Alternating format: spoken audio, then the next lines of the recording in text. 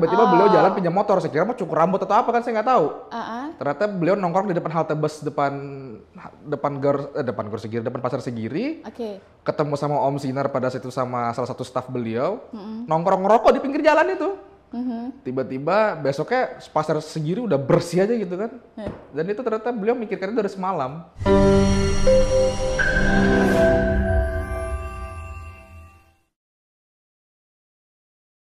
Oke, pemilu yang bersih, damai, dan demokrasi yang bermartabat itu tentunya didukung dengan para pemilih yang cerdas. Dan di tahun 2024 ini memang kita sudah memasuki tahun-tahun politik yang kemudian kita sudah akan menjelang pemilihan umum, yakni Capres dan Cawapres, juga para calon-calon legislatif ya, di sini wakil-wakil rakyat. Dan untuk mendekati itu di bulan Februari tanggal 14 tepatnya 2024. Nah, program Ngopi Ngobrol Inspirasi ini akan mengundang para tokoh-tokoh atau calon-calon wakil rakyat, baik itu yang nantinya akan duduk di DPR RI ataupun juga di DPRD Kaltim, kabupaten kota. Dan hari ini saya tuh nggak sendiri ya. Beliau ini kalau misalkan saya sebut nama belakangnya, kalian pasti langsung berpikir, apa ini politik dinasti? Bukan ya. Jadi ini regenerasi atau generasi penerus gitu. Beliau ini adalah saat ini ya posisinya di Komisi 1 DPRD Kota Samarinda. Siapa sih? Kita langsung kenalan aja dengan beliau. Ada, saya manggilnya Bapak, Bung atau Abang ya? Mas, Bang juga boleh. Bang ya? Bang aja ya, Abang. Andi Muhammad Afif Raihan Harun, SH. Saya pertegas belakangnya. Yes. Ya, pasti orang sudah, ya, gitu. Ya. Bang Afif. Yes, Mbak Lis. Sehat ya? Sehat, alhamdulillah. Kita ketemu lagi di sini. Yes, betul. Walaupun di luar sana saya beberapa kali ketemu dalam acara. Sering acara taekwondo kemarin juga sempat. Iya. Tapi agak jauh duduknya. Nah, kalau ini kan berdepanan kita ya kan. Masih muda. Ya, masih muda banget. Yap, 26 tahun. Wow, 26 tahun loh ya. Sudah menjadi wakil rakyat. Pastinya ini satu kebanggaan dan juga bisa menginspirasi. Jadi memang pas banget diundang di program Ngopi Ngobrol Inspirasi. Jadi bisa menginspirasi para tokoh-tokoh muda yang ada di luar sana. Tokoh pemuda juga gitu. Dan di sini kita bicaranya tentang sejauh mana sih Afif Raihan Harun untuk menerima tantangan pemilu menuju Karangpaci 2024.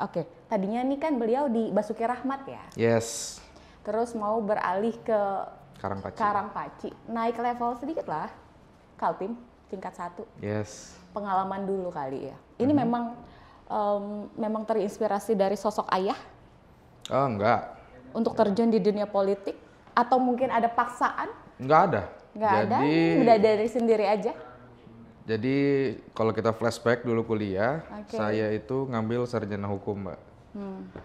Ada dua memang cita-cita saya pada saat di bangku kuliah. Yang pertama saya ingin menjadi hakim. Yang kedua menjadi anggota legislatif. Kenapa hanya dua ini? Karena saya nggak mau jadi lawyer. Kalau saya jadi lawyer, saya tidak punya hak untuk membuat sebuah undang-undang legislasi. Dan saya mau masuk ke dalam sistem pembuat undang-undang tersebut. Hanya dua yang mampu menciptakan undang-undang secara cepat dan lugas, yaitu anggota legislatif melalui perdanya dan hakim melalui jurisprudensinya. Jadi hanya dua ini. Kebetulan kalau saya mau ngambil hakim pada saat itu, saya harus mengikuti jenjang yang panjang. Dan kenapa tidak ketika ada kesempatan di dalam sebuah partai politik diberi kesempatan oleh mandat oleh seorang ayah, ya saya ambil kesempatan itu. Tidak ada paksaan sama sekali. Jadi hanya diberikan mandat hanya diberikan mandat dan dengan satu bendera yang sama. Yes. Terserah saya jadi take it or leave it. Tapi karena saya pikir ya udahlah, selagi saya menempuh sarjana magister saya pada saat itu juga, ya saya ambil aja juga. Karena kan saya pinginnya sarjana dulu, baru magister dulu, baru kalau nggak jadi hakim atau anggota legislatif. Tapi karena saya pikir sembari menunggu perjalanan menuju magister saya, ya udahlah saya ambil aja dulu.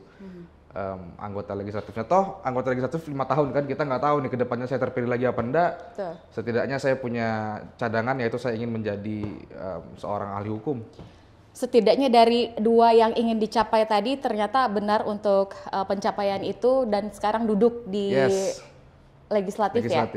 Jadi kalau dibilang saya ada paksaan dan saya tidak punya tujuan yang jelas untuk menjadi seorang hakim, saya sebelum masuk ke legislatif saya sudah punya yang namanya firma hukum sendiri.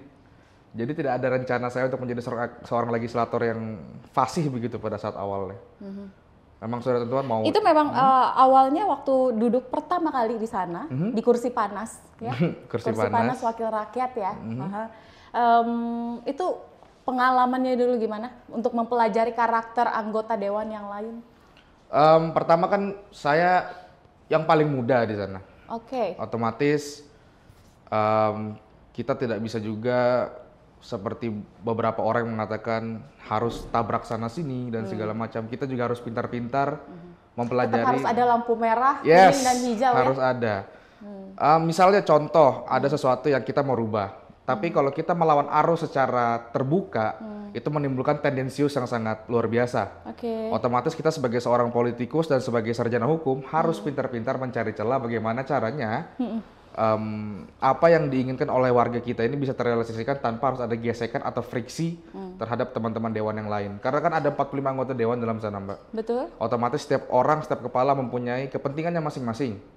Kalau misalnya saya mementingkan kepentingan saya pribadi sendiri, saya harus melawan 44 kepala yang ada di dalam. Termasuk di situ para pimpinan. Pimpinan, yes. Dan saya harus pintar-pintar. Dan kebetulan saya mempunyai seorang ayah wali kota.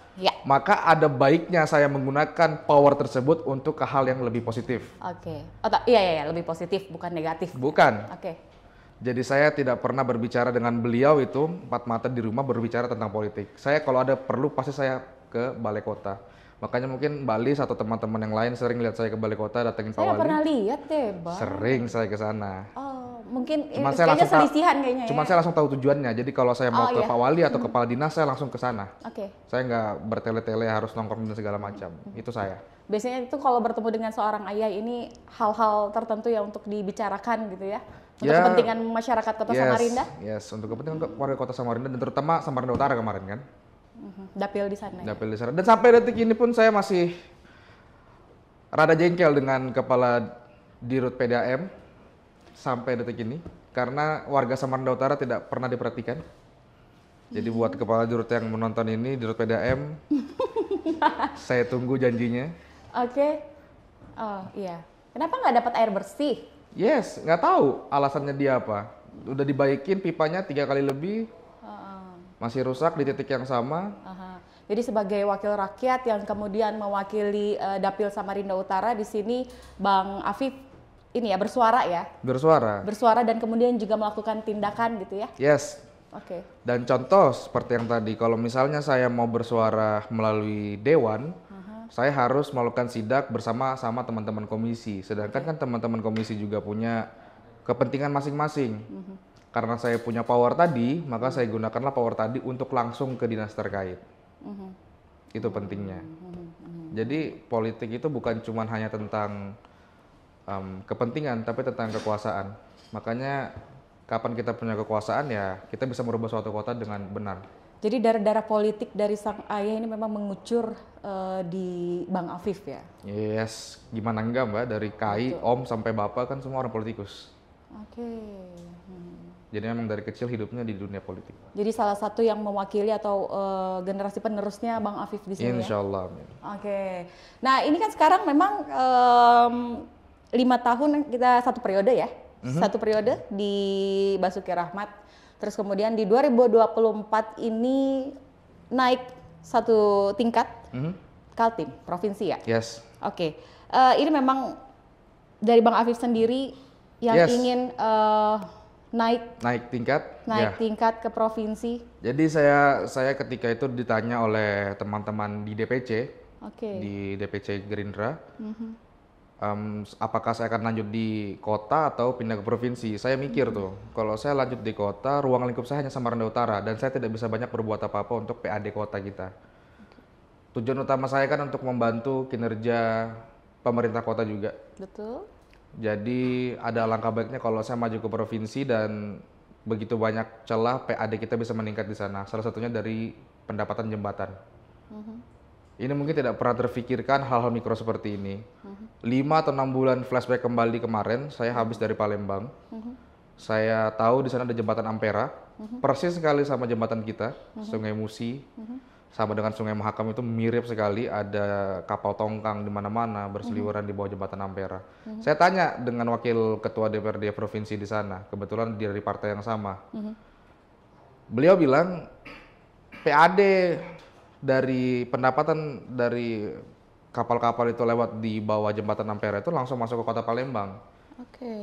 Sedangkan kita harus ke pusat dulu, nanti dari pusat masuk ke provinsi, provinsi yang bagi. Nah ini kan alangkah baiknya kalau bisa saya perjuangkan dengan Dishub nantinya untuk bagaimana caranya 3 jembatan kita ini bisa langsung masuk ke kas kota Samarinda. Jadi selama ini terbalik ya kalau di sini ya? Ke satu dulu baru ke 2 gitu ya? Yes. Bagaimana caranya saya sudah pernah berbicara dengan Pak Kepala Dishub Samarinda juga, Pak Manalu. Memang harus saya di provinsi dulu baru bisa saya perjuangkan ini. Nggak bisa kalau saya cuma punya kekuasaan di kota. Jadi sebenarnya banyak juga masalah-masalah yang kemudian ini terlewatkan gitu ya? Nggak terlewatkan sih, mungkin tidak terfikirkan aja. Dan kebetulan waktu itu saya memang ada diskusi dengan Pak Dishub Kota Samarinda, Pak Manalu, ya saya ketemu salah satu contoh lagi nih untuk bagaimana cara PAD kita naik. Kan sekarang alhamdulillah Pak Wali Kota kita ini dari awal saya masuk ke Dewan itu, beliau awal dilantik itu saya ingat persis 300 sekian miliar PAD kita.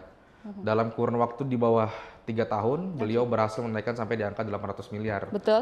Nah dan inilah yang ingin saya terus kembangkan. Sedangkan di kota, saya tidak bisa apa-apa untuk membantu ini. Saya bukan di komisi yang bersinggungan dengan keuangan daerah, makanya saya ingin berpindah ke provinsi agar ruang lingkup saya lebih gede. Tapi memang kalau kita baca di media-media sosial gitu ya, ketika ada pemberitaan tentang Bapak Wali Kota gitu di media sosial, netizen yang berkomentar itu bukannya menghujat tetapi malah terus mendukung Bapak Wali Kota karena memang terasa sekali gitu ya program-program yang beliau jalankan ini pembangunannya sangat gencar gitu. Betul, dan ini semua tidak lepas dari kinerja teman-teman Dewan juga, artinya Pak Wali Kota. Tapi tidak bersinggungan ya antara eksekutif dengan legislatif sejauh ini? Ya, singgungan pasti ada lah. Cuman itu tergantung dari pimpinan, kan yang menyelesaikan singgungan-singgungan seperti itu biasa pimpinan Dewan dengan Pak Wali Kotanya langsung. Tapi biasa nggak begitu larut-larut lah. Karena kan dulu sempat ada yang rame dulu di media itu terkait dengan anggaran lah ya. Udah clear semua sih. Udah clear ya. Udah clear semua di rapat pimpinan Rapim. Dan itu juga kalau saya terus berlanjut di kota, saya kan nggak mau mengambil. Jadi di kota itu kami punya ketua DPC namanya Pak Helmi. Saya nggak mau ngambil peran beliau sebagai pimpinan di sana. Makanya lebih baik saya pindah ke sana karena saya nggak bisa ikut Rapim nih. Saya bukan ketua, saya bukan sekretaris, saya hanya anggota biasa. Dan saya makanya ingin masuk ke provinsi agar saya bisa ikut turun langsung ke rapat pimpinannya, entah saya menjadi ketua komisi atau ketua fraksi. Itu sih tujuan saya.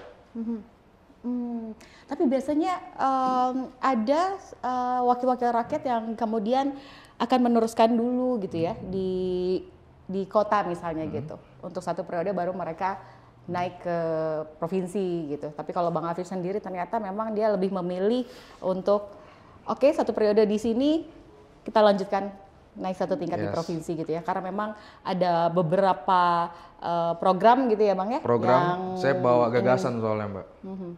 Yang kalau saya lanjutkan di kota rasanya saya cuma stuck di situ. Dan saya rasa udah waktunya teman-teman muda yang lain lah untuk mengisi di kota ini. Bukan hanya dari Partai Gerindra, dari partai manapun. Tapi ingat teman-teman yang masih muda juga untuk mencalonkan diri jangan cuma mencalonkan. Bawalah gagasan ke dalam. Jangan sampai nanti di dalam gedung parlemen pelangap-pelangap. Ini bisa disampaikan ya untuk calon yang lain nih, ya kan? Ya, saya ada lihat beberapa statement-statement kadang atau caption-caption atau postingan lah di Instagram teman-teman caleg-caleg yang masih muda, nggak harus dari Partai Gerindra. Ada yang suka bilang dia harus frontal. Ingat, sebagai anggota Dewan kita nggak harus frontal terus-menerus. Kalau kita selalu frontal terus-menerus, Kita bukan seorang legislator. Kenapa statementnya dia langsung mengatakan harus frontal? Ada masalah atau bagaimana? Ya, saya nggak paham lah. Oke. Yang jelas dia bilang di statementnya dia itu mengatakan dia harus frontal terhadap pemerintah kota. Nggak apa-apa, cuman kalau kita hanya terus frontal tanpa ada solusi untuk memecahkan itu, apa bedanya kita dengan seorang provokator? Kita bukan legislator namanya, tapi kita adalah seorang provokator. Seorang legislator harus cerdas menemukan solusi, bukan hanya mencari masalahnya. Kalau kita mencari masalah, 1000 masalah pun akan ketemu di kota ini. Tapi bagaimana caranya kita untuk membantu sebagai mitra kerja pemerintah kota untuk mencari solusi yang terbaik. Kalau kita hanya mau menilai pemerintah kota ini belum selesai, banyak sekali. Betul. Tapi kalau kita mau membantu carikan solusinya, bukan hanya menggerutu sebagai seorang provokator, kita bisa. Itu satu. Ada juga sebagian yang hanya membawa nama belakang, contoh seperti saya bawa nama orang tua, mungkin bawa nama mertua. Itu juga tidak benar kalau misalnya bahkan dipanggil untuk diskusi pun tidak mau. Artinya dia maju tidak punya gagasan, hanya punya duit. Nanti mau duduk jadi apa ini? Mau jadi apa kota ini? Banyak kok masih anak muda yang lain yang cerdas, yang bisa berpikir secara logika dan nalar dan rasio yang benar untuk duduk di kursi DPRD kota ini. Jadi bukan hanya berani dan frontal dan banyak duit, tapi juga harus punya gagasan dan ide, dan lebih-lebih lagi lebih bagus kalau dia pintar untuk berbicara. Oke, karena cerdas itu ada dua, kecerdasan intelektual dan juga kecerdasan emosional ya. Bagaimana kita bisa mengelola itu semua. Betul. Untuk para calon-calon wakil rakyat di sini. Dan karena hati-hati. Kita mewakili rakyat. Kalau misalnya benar kata Mbak Lis, kalau misalnya kita nggak kuasain dua-duanya, di gedung parlemen itu terkadang kita terpancing emosi. Oke. Nah kalau kita sebagai anak muda nggak pintar-pintar menjaga emosi kita tadi lagi bisa melawan arus yang tadi. Kalau kita sudah melawan arus, orang-orang tidak akan suka dengan kita. Sedangkan kita sebagai seorang politikus, kita punya kepentingan yang harus kita perjuangkan. Kalau kita harus berjuang sendiri ya nggak bakal bisa. Benar. Oke. Seru ya kayaknya bicaranya ini ya. Kalau kita bicara ngobrol soal politik tuh emang gemes kayaknya gitu ya. Gitu ya Bang ya. Oke. Kita harus jeda dulu Bang Afif. Di sini ada kopi ini persembahan Nescafe, boleh diminum dan kita harus istirahat. Bang Afif juga harus mengambil nafas dulu ya kan, karena ini masih ada 2 segmen. Oke. Jadi kita harus santai dulu ya Bang ya. Oke. Nanti kita kembali lagi ya.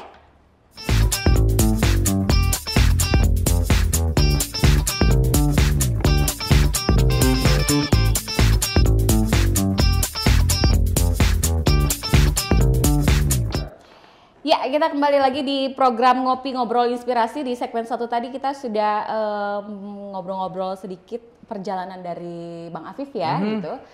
Untuk bagaimana dia terjun langsung di dunia politik. Ternyata memang bukan dari paksaan atau suruhan gitu dari sang ayah, yang memang saat ini sang ayah itu menjabat sebagai wali kota Samarinda ya. Tetapi memang ini adalah mandat dari diri sendiri.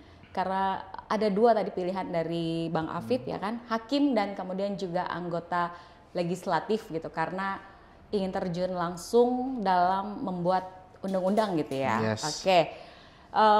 Dan memang impian dari 2 itu ternyata satu ini terwujud sebagai anggota legislatif di Basuki Rahmat DPRD Kota Samarinda, yang kemudian beliau langsung terjun ke lapangan melihat bagaimana masalah-masalah yang terjadi di Samarinda, khususnya di dapil Bang Afif ya, Samarinda Utara. Oke.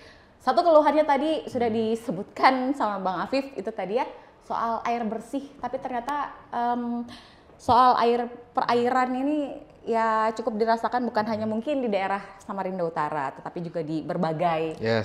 Tapi kan karena dapilku di sana, betul, jadi aku cuma tahu di sana nih. Betul gitu ya kan. Tetapi juga masih banyak masalah-masalah yang lain yang sebenarnya juga butuh solusi gitu ya. Karena ini untuk kepentingan masyarakat Kota Samarinda, bukan hanya kepentingan anggota dewan semata ya.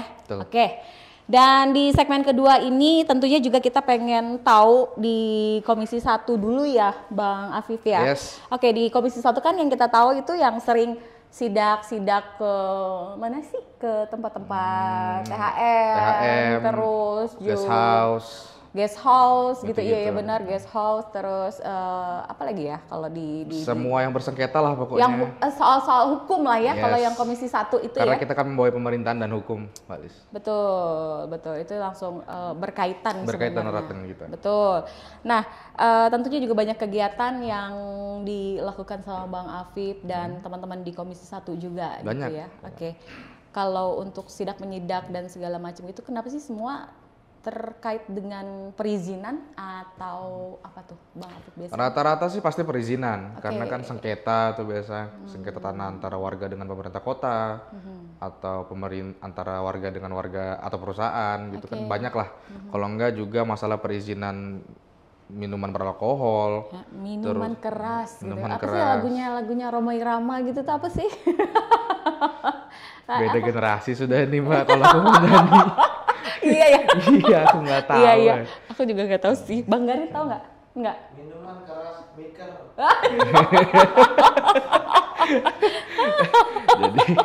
Jadi Iya. ada minuman keras yang kadang kita pertanyakan soal izinnya, atau guest house atau hotel yang berkedok guest house.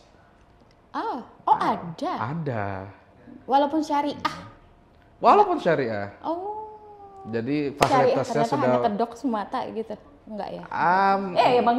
aku nggak bisa sebut namanya, nggak bisa sebut nama tempatnya, tapi ada yang begitu. Nggak semuanya, oknum perusahaan lah. Oke. Jadi ada juga kadang yang sudah fasilitas hotel harusnya, tapi dia pakai guest house agar retribusi pajaknya tidak terlalu tinggi. Ini apalagi sekarang pajak naik nih 40 sampai Yes. 70%. Ini akan mengurangi para pengunjung di tempat hiburan. Iya. 47% itu bukannya Kemenparekraf yang Iya, yang itu. aku belum terlalu ngikutin ke sana sih. Belum ya? Ya kan ada saya baca di beberapa media sosial. Ya aku juga baca, cuman belum mendalami ke sana. Oh, oke. Karena kan masih wacana itu, belum Masih wacana, Yes, belum di ini ya. belum disahkan. Kan. Belum disahkan. Oke. Terus kemudian juga pengalaman Bang Afif sendiri dari yang di Basuki Rahmat kemudian ini akan dibawa ke Kaltim. Mudah-mudahan ini di 2024 impian itu terwujud ya, Amin, Bang amin. Afif ya. Gitu karena memang perlu semangat baru sebenarnya Yes. di legislatif itu. Ya gitu ya kan ya Bang. Iya, betul. Iya, bukan untuk menggeser si ini dan si Bukan, ini bukan. gitu ya. Karena memang di sini tujuannya adalah untuk membawa sebuah gagasan-gagasan baru yang kemudian itu nanti bisa diwujudkan gitu, dilaksanakan. dan dirasakan oleh masyarakat Samarinda pada khususnya kan. Jadi tujuannya pasti ada. Jadi bukan buat menggeser, tapi kan memang untuk mewujudkan apa yang kita inginkan terjadi pada kota ini, kita harus merebut kekuasaan. Dan itulah yang terjadi pada pesta demokrasi. Setiap kali pesta demokrasi pasti ada kepentingan. Tapi kan ini persaingan sangat luar biasa untuk di 2024 ini ya, Yes. Bang Afif. Banget. Mulai dari wajah-wajah lama yang masih bertahan untuk tetap di kursi panas legislatif, khususnya di DPRD Kaltim ya, gitu. Terus juga kemudian ada wajah-wajah baru yang kita lihat banyak sekali pemandangan di setiap sudut jalan ini selalu ada apa namanya yang dipasang di Baleho, banner. ya dicucuk di pohon Itu gitu ya. salah tuh kalau dicuk di pohon tuh. Oh, salah ya. Salah.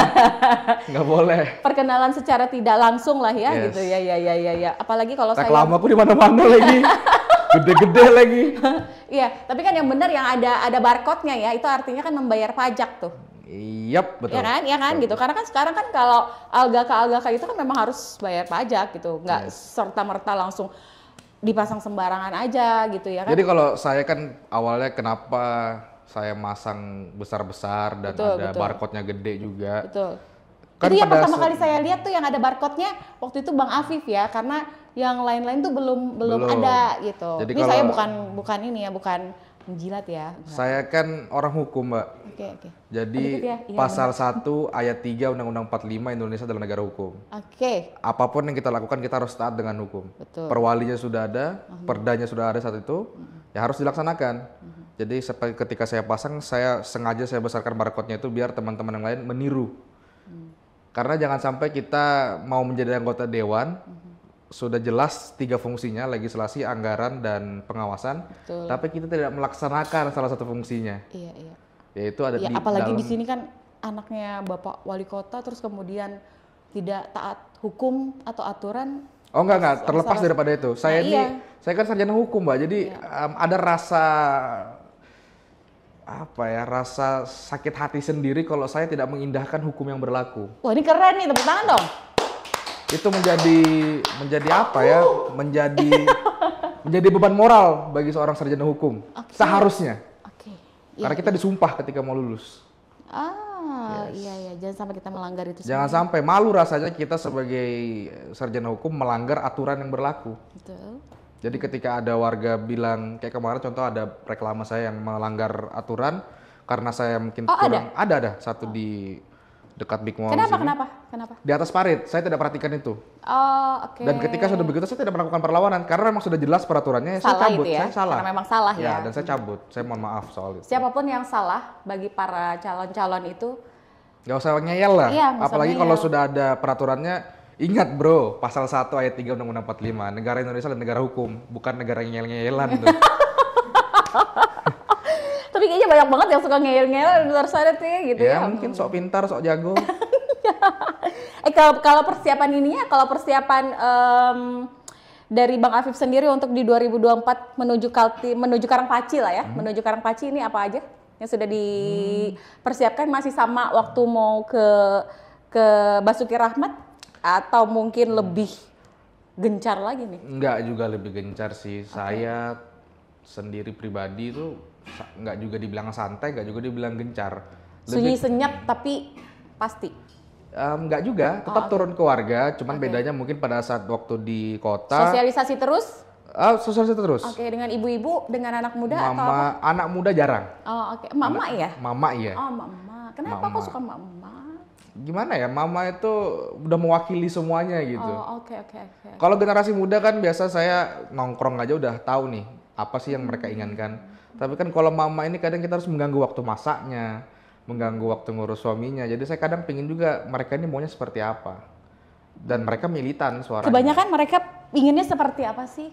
Ya yang jelas kemarin sempat juga sama Mas Garin ke Lokumbar. Ada yang mengatakan tolonglah Pak sembako dan segala macam. Dan ini kan perang saya di pusat nih nantinya. Saya harus duduk di provinsi memang harus di provinsi untuk bisa menyuarakan suara mama ini. Karena kalau di kota saya berkutatnya ya di situ-situ aja. Tapi kalau di provinsi saya menjadi pengemis tuh di pusat. Ketika saya menjadi pengemis di pusat, bagaimana cara saya bisa mendapatkan apa yang mama inginkan gitu. Saya tarik kembali ke kota. Gitu. Kita pemimpin di kota ini, tapi ketika kita main di pusat, kita adalah pengemis. Harus ada inisiasi yang dibawa ke pusat gitu ya? Yes, dan kita harus perjuangkan itu. Oke. Berarti kalau Bang Afif sendiri ini lebih ke emak-emak, mungkin Bang Garin ke milenial kali gitu ya? Sama aja dia juga Oh, mama. sama emak juga. Oh, jangan-jangan idola emak-emak juga nih ya? Oh, banget dia. Berdua? Hah? Berdua? Maksudnya? Idolanya mama berdua. Oh iya. Bedanya dia masih jomblo kan. Oh gitu. Oh iya. Jadi kalau pengenalan diri gitu, Garin masih jomblo, saya sudah beristri, mamanya langsung gitu. Iya. Oh gitu. Iya. Jadinya Garin yang naik namanya, nggak apa-apa. Oke. Nggak ada masalah. Oke, Bang Afif, kalau untuk pemilu ini kita kan nggak terasa banget ini ya. Yes. Waktu terus berjalan, tahu-tahu Sudah tanggal udah. berapa ini? 16. Betul. Ini udah tanggal 16. Tahu-tahu kita udah mau menuju ke tanggal 14 aja gitu. Untuk Bang Garin sendiri memberikan motivasi kepada Gen Z atau generasi milenial. Bang Garin. Ya, Bang Garin Gen Z. Hah? Dia generasi Z ya? Iya. Gitu. Iya, tapi kan dia juga caleg sebenarnya. Jadi kayaknya nggak perlu. Gimana Bang? Untuk memotivasi mereka agar mereka bisa memberikan hak suaranya di pemilu ini.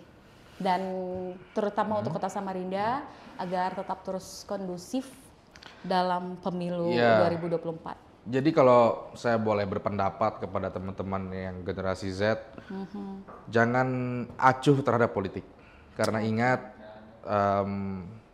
dari ujung rambut kita sampai ujung kaki kita itu semua diatur oleh hukum.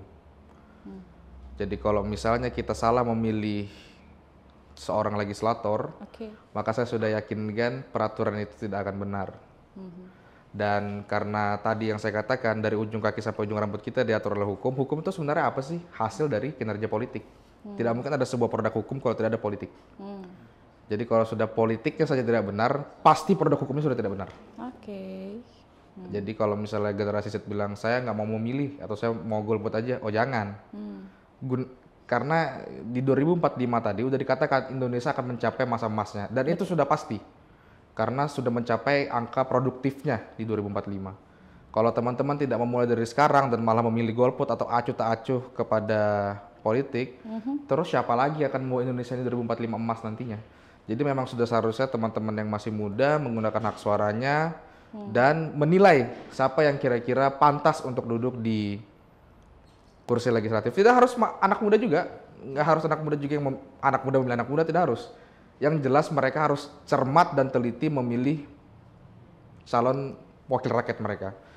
Jadi jangan cuma karena duit, bukan cuma karena nama seorang tersebut, tapi harus pintar-pintar tadi. Apakah orang ini membawa gagasan? Apakah orang ini sudah siap secara gagasan dan secara mental untuk mendudukin wakil rakyat atau tidak?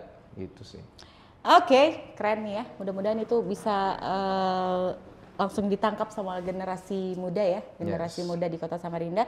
Dan kita harus jeda lagi, Bang Afif. Kita harus istirahat lagi. Nanti di segmen 3 kita bicaranya mungkin lebih ke kesan dan pesannya saja ketika diundang di podcast ini di program Ngobrol Inspirasi. Oke, dan kita akan kembali lagi ya.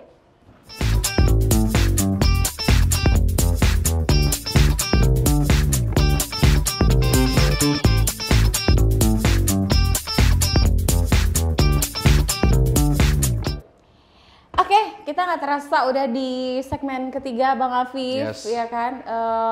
Perjalanan kisah dari Bang Afif sendiri 1, 2 tadi sudah disampaikan, oke. Dan di segmen ketiga ini tentunya nanti di akhir ya, di akhir kita mau closing harapan dari Bang Afif saja. Terus kita ini pastinya juga pengen tahu ini para pemirsa ataupun juga masyarakat Kota Samarinda yang menyaksikan program Ngobrol Inspirasi, karena Bang Afif adalah seorang anak dari Wali Kota Samarinda. Kita taunya Pak Wali ini orangnya kan tegas. Terus kayaknya mungkin ada juga yang pernah mengatakan marahan banar Pak Wali, nah gitu. Ya kan? Itu ada tuh yang begitu-gitu. Termasuk di pemerintah kota sendiri lah ya gitu. Tapi sebenarnya pemarahan beliau ini kan ada sesuatu, ada hasil gitu. Ada hasil yang kemudian dibawa oleh beliau. Yes. Sebagai seorang anak yang kemudian juga satu rumah, kan nggak mungkin nggak satu rumah ya kan Bang? Satu rumah. Alhamdulillah satu rumah. Yang tahu keseharian beliau di mungkin di hari-hari weekend gitu ya, di weekend kan pasti bersama-sama gitu ya. Memang sosok dari seorang bapak ini begitu juga kah di rumah, atau mungkin lebih santai, atau mungkin lebih pemarahan lagi kali gitu? Enggak. Oh enggak ya? Jadi Pak Wali itu kalau di rumah ya kembali ke setelan pabrik, beliau adalah seorang ayah. Oke. Dan memang kalau ke saya emang selalu tegas dari dulu. Anak pertama beliau itu kan saya, jadi saya tuh dididik emang secara kayak akademi militer aja gitu. Oh iya. Yes, biar ya saya merasakan hasilnya lah. Tapi untuk ke Abian, ke Diva, cucunya itu sudah beda tuh perlakuannya. Dia biasa main-main sama mereka. Kalau sama aku tuh biasa lebih ke ya ke Contohnya gimana? banyak sih kalau ke saya tuh. Sebelum nikah, sebelum jadi anggota dewan juga. Jadi saya kuliah di Makassar, nggak usah jauh-jauh ke Makassar, kejauhan kalau kita bahas di Singapura. Makassar aja deh. Orang kan berpikirannya saya kuliah ini uang yang dikasihkan ke saya tuh banyak. Saya itu waktu kuliah di Makassar, fasilitas memang dikasih. Papa tidak pernah tidak mengasih fasilitas. Mobil, rumah dikasih. Tapi uang per bulan saya itu 1,5 juta, Mbak Lis. 1 bulan saya harus hidup dengan itu. Dengan uang bensin dan segala macam. Cukup tidak cukup harus dicukupin. Oke. Mungkin orang banyak yang tidak percaya, cuman memang itulah didikan beliau. Agar saya ini tahu, dan saya sadar sekarang dengan didikan beliau. Artinya untuk mencapai sebuah kesuksesan itu ya kamu harus merasakan dulu nih, gini gimana rasanya, perjuanganmu gimana. Makanya saya punya teman-teman dekat, beberapa orang yang dari Makassar saya bawa ke sini, karena saya bilang kalau selama saya masih bisa makan nasi, kalian juga pasti bisa makan nasi. Karena kita pernah merasakan bagaimana rasanya rengginang dengan nasi, nasi toh. Jadi nasi campur nasi itu, yang bikin manis atau asinnya hanya kecap doang. Kita pernah merasakan itu. Oke. Itu waktu Susahnya. di sana, waktu di Makassar? Ya saya nggak bisa bilang itu susah karena papa berikan fasilitas yang memadai. Cuman uang yang dikasih ke saya selama kuliah di sana per bulan hanya 1,5, kurang dan lebih itu urusan saya. Itu pokoknya per bulan ya, mau itu untuk uang makan, mau itu Bensin. dan segala macam Yes. lainnya, hiburan dan bla bla bla bla bla Yes. gitu-gitu ya. Dan ketika saya waktu kuliah di Makassar, saya kan telat 1 semester untuk lulus karena aktif di organisasi kan. Saya ikut demo dan segala macam. Pak Wali ngomel dong. Dan saya harus mencari uang bagaimana cara saya bisa biayain 1 semester terakhir itu. Dan timbullah firma hukum tadi. Apa? Firma hukum itu timbul. Oke. Akhirnya saya buat firma hukum bersama Om Sinar Alam. Dan ya dari situlah penghasilan saya sekarang juga. Aha. Itu dia. Jadi memang tujuan beliau Jadi itu waktu telat 1 semester itu sama sekali tidak ada uang bulanan dari Bapak gitu? uang bulanan ada. Oke. Bedanya untuk saya membayar uang kuliah tersebut Oh, oke. harus dari uang pribadi saya. Ya. Artinya, Viv, kamu tanggung jawab dengan apa yang telah kamu buat. Gitu. Itu ajaran beliau yang sangat luar biasa sih. Dan sampai sekarang juga begitu. Akhirnya ketika ada misalnya di DPRD beberapa kali ada uang yang masuk ke saya yang saya tidak tahu asalnya dari mana, akhirnya saya berpikir buat apa saya ambil ini. Kalau uang aja saya bisa cari di luar. Saya kembalikan itu ke kas negara. Adalah, itu ceritanya panjang, lain cerita lagi tuh. Dan itu menjadi pelajaran besar bagi saya didikan beliau. Terus kalau beliau di rumah, kalau Sabtu Minggu gitu mungkin ada cerita-cerita yang seru-seru kali untuk si Bapak gitu? Ya pokoknya papa itu Sabtu, saya nggak manggil Pak Wali ya karena kan misalnya konteksnya sudah rumah nih. Iya. Papa itu kalau Sabtu sama Minggu adalah hari yang paling tidak bisa diganggu. Beliau itu keluar hanya biasa undangan sih Sabtu atau Minggu. Selain itu beliau udah stay di rumah aja. Dan itu stay-nya bener-bener di rumah sampai subuh. Itu duduk di luar tuh kadang. Bener ya beliau itu kalau misalkan tidurnya tuh di... Beliau tidurnya sedikit. Tidurnya paling banter 2-3 jam. Oke. Dan itu masih belum bisa saya ikutin sampai sekarang. Karena saya minimal ya at least 6 jam lah harus tidur untuk cukup tidur. Kalau beliau tuh kadang 2-3 jam udah cukup. Beliau bangun lagi, kadang ada posisi yang kadang beliau tuh pakai sarung doang, bukan kadang, selalu setiap Sabtu Minggu tuh pasti, bukan Sabtu Minggu doang, Senin sampai Minggu lah setiap hari itu kalau malam pasti pakai sarung. Tapi yang uniknya berbeda gitu ya berbeda dengan yang ada di dengan media, ada yang di media sosial. Oke. Dan ketika Pak maaf ya Pak ya, tolong kontrak saya. tapi Ya, itu gimana ya, inspirasi sekali gitu. Betul, Jadi betul, beliau betul, kadang hanya memakai sarung dan Ya. kaos biasa aja, merokok di depan rumah jabatan itu duduk melamun. Saya nggak tahu juga kadang apa yang beliau pikirkan. Nah ketika sedang melamun itu tiba-tiba beliau jalan aja gitu kemana.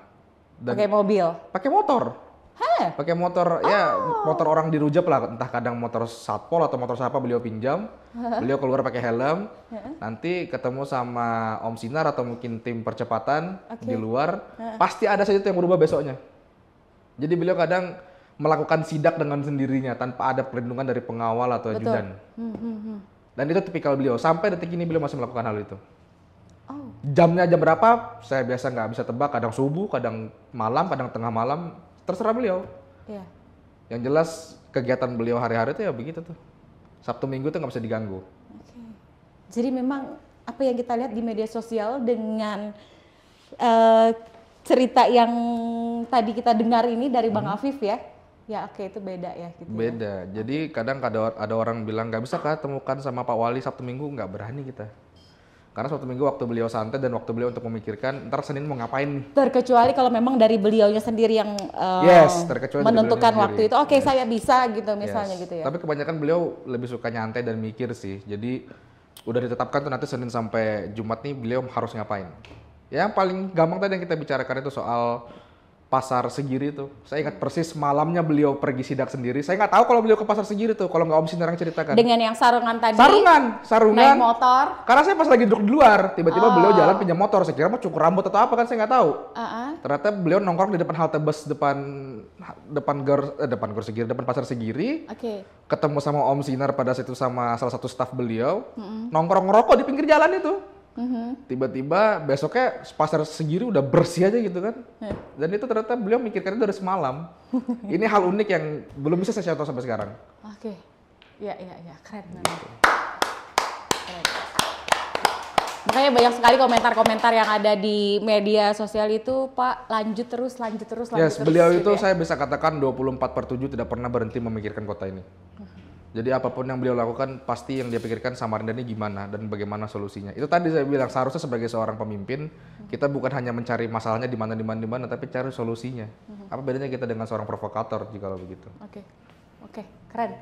Oke, di menit terakhir ini, 1 menit terakhir ini mungkin dari Bang Afif sendiri, apa yang Bang Afif harapkan di pemilu 2024, khususnya untuk Bang Afif menuju 2024 Karangpaci? Yap, jadi kalau saya pribadi, saya lihat banyak wajah-wajah baru dan banyak wajah-wajah yang generasi Z maupun milenial, ataupun ada juga yang mengaku sebagai generasi Z dan milenial. Tidak ada masalah, yang jelas saya harus ingatkan kembali teman-teman yang berani memajukan dirinya sebagai anggota legislatif, harus berani juga membawa gagasan. Oke. Jangan hanya membawa nama ataupun materi berupa uang dan segala macam. Dan kalau teman-teman ada yang bilang kayak tadi yang Mbak Lis sebutkan, ada memang beberapa orang yang menyebutkan Afif ini adalah seorang anak seorang wali kota dan ini adalah sebuah dinasti politik. Saya tidak bisa mensalahkan karena memang harus dikatakan politik dinasti tidak ada di Indonesia. Yang ada hanya di Korut, karena di Korea Utara itu adalah menganut sistem absolut monarki absolut. Dan di Indonesia dinasti politik ada, jadi beda tuh politik dinasti dan dinasti politik. Dinasti politik ada di Indonesia. Dan bagaimana caranya ada dinasti politik kan tidak terlepas daripada electoral vote. Tergantung lagi warga kota Samarinda apakah mendukung ini apa tidak. Oke. Dan kalau dibilang saya bukan dinasti politik, saya pasti dikatakan dinasti politik, iyalah pasti nggak mungkin terlepas daripada itu. Dan saya ingin kembalikan ke kota Samarinda, apakah selama saya menjabat di Samarinda Utara saya membawa perubahan, membawa kemajuan di Samarinda Utara, saya kembalikan lagi kepada warga. Karena saya hanya ingin memang jelas hanya untuk memajukan kota ini, mendukung kinerja Pemkot dan mendukung bagaimana caranya kota ini bisa jauh lebih baik daripada sebelumnya. Karena kalau jujur aja Mbak Lis, kalau masalah uang, rasanya masih besar penghasilan saya di luar daripada harus mengorbankan harga diri saya sebagai sarjana hukum di dalam kancah perpolitikan. Khususnya di legislatif, Pak ya? Yes, jadi kalau teman-teman yang masih muda mau maju politik, jangan hanya untuk mengejar uangnya, jangan hanya untuk mengejar jabatannya, tapi kejar bagaimana caranya kita mendapatkan kekuasaan itu, dan kekuasaan itu bisa bring something new di kota ini gitu. Apalagi kita masih muda, idealis kita harusnya lebih daripada yang sudah-sudah.